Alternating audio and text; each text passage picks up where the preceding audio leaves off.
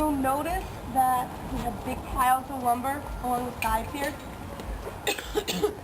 So Mayor Landrieu has a huge anti-blight campaign going on now. When I moved to New Orleans 2 years ago, 30% of the housing stock was legally considered blighted, legally considered uninhabitable. It's a huge percentage. So he's really trying to combat that. It's dropped to, I think, usually about 24% in about a year. Pretty good. So we started partnering with contractors, and we don't pay for our material directly, but the contractors will go in, kind of hack out what they think is salvageable. We cart it back here, and we don't have a deconstruction team, which is where all you guys come into play. That we deconstructed on site, pulling out all those old nails, sorting through and saying, okay, this is kind of termite eaten, we can't use that, but this is really solid wood, and you know, it's old, so it's like rock at this point. Like, that's what I want to make my house out of. So you guys are our deconstruction team. We are a really volunteer-intensive organization. We have at least 700 volunteers that come every year. What you guys have been doing isn't glamorous at all. And not that putting up a house is particularly glamorous, but you know who you're doing it for. And I guess how I see the Green Project is we're the grunts of the city. That there's a lot. The city can only continue to exist if there's major environmental changes. You know, Hurricane Katrina was not just a, natural disaster. It wasn't. It was, an environmental disaster, and it was a man-made one, largely. So we have to address that through the environmental nature of the city. And there's a lot of dreamers in the city, and a lot of planners, not a lot of people that are willing to be on the ground and do it.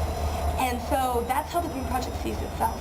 That, yeah, everything here is a little dirty, everything here is sweaty, you're going to get a lot of blisters and you're going to get sunburned, but we need the people to pull out those nails and tackle those floorboards and those doors and get that hardware out and help our customers, because nobody else is really going to do that. And reuse is the most, it's not just the most economical form of environmentalism, it's the most basic. It can, prevents the manufacturing emissions, and it prevents the methane, which is 21 times more potent than CO2, from being produced from our landfills too.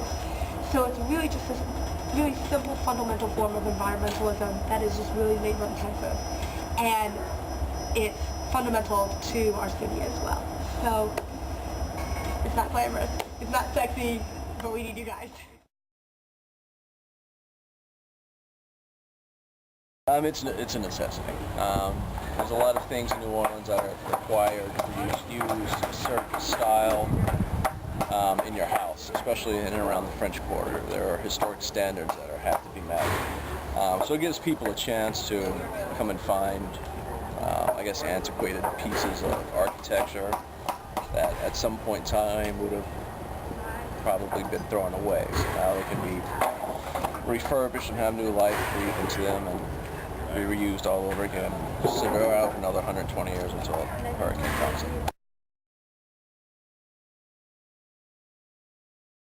It would help us a lot. We're non-profits, so we don't have a large staff. So, what can be done in one day by 10 students would take me as an individual, or my co-worker Pat as an individual, a week or two to do. So it's a big help to us, and it just allows us to get things on the shelf quicker, so people can buy it here. So wouldn't really be able to run without volunteers. No, there's no way this place would exist without volunteers.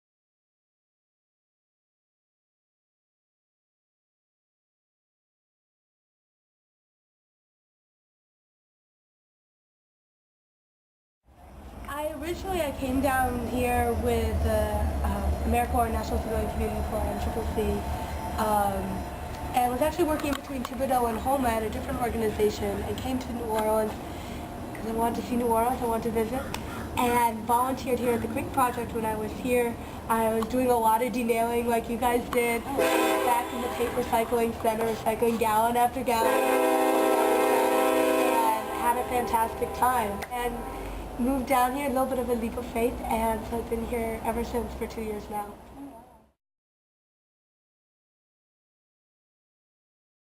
Like how they just throw the beads everywhere, and they get new beads and throw them in the trees and get more beads and just throw them. So you're talking kind of like two cultures here, and now like, you know, Mardi Gras or the parades, like it's the St. Patty's Day parade, it's almost a form of civic engagement that you still want to encourage. It's a way that people really engage with the city, just like that's, you know, the way they engage with the Green Project. You need both. It's kind of getting at that same attribute of a community. So you don't want to discourage it, but you know, the throws that you get, it's completely unsustainable. They're made in China. They in factories that expose their employees to a lot of toxins in the plastics, the way they're melted, and they're thrown here. People love them for about 10 seconds, and then they dump them on the ground. Throw them away. And we do actually, when I first moved down here, bead recycling was the one form of recycling that they actually had here in New Orleans. Really? Kind of appropriate. And the ARC of Greater New Orleans recycles them, and it's a joint training program for the folks that are part of the ARC. So they're able to recycle, you know, thousands of pounds of these beads every year, but that's actually just an extreme fraction of how much are actually tossed out from the floats. So there are some ways to make it more sustainable, but not nearly enough. At the same time, there are some folks and crews that are trying to change that.